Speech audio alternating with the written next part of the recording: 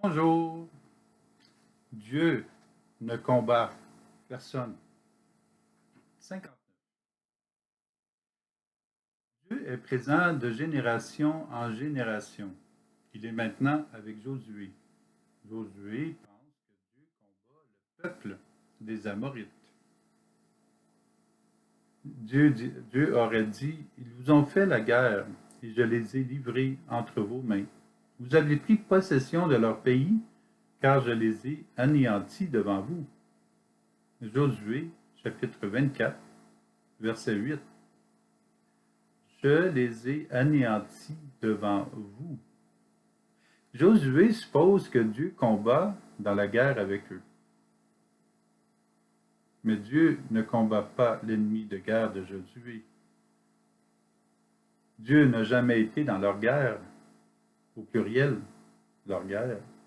Dieu n'a jamais anéanti personne. C'est le peuple de ce temps-là qui croyait que Dieu était au milieu de leur combat et dans leur victoire contre des humains. Lisons ceci. Jésus se met à faire des reproches aux villes où avaient eu lieu la plupart de ces miracles, parce qu'elles ne se sont pas converties. Matthieu chapitre 11, verset 20. Contrairement à l'anéantissement des gens, transmis par Josué, remis sur le dos de Dieu, les miracles qui viennent de lui témoigner de son amour, les miracles qui viennent de lui témoignent de son amour pour nous. Mais l'amour qu'il donne demande qu'il y ait réception de notre part. Nous laisser transformer dans l'amour de Dieu permet de lui faire confiance de plus en plus.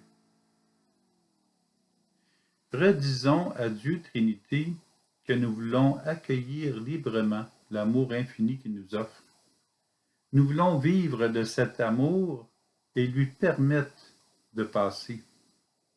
Nous voulons que beaucoup de personnes l'accueillent afin que l'amour circule librement entre nous et Dieu, ensuite dans le monde.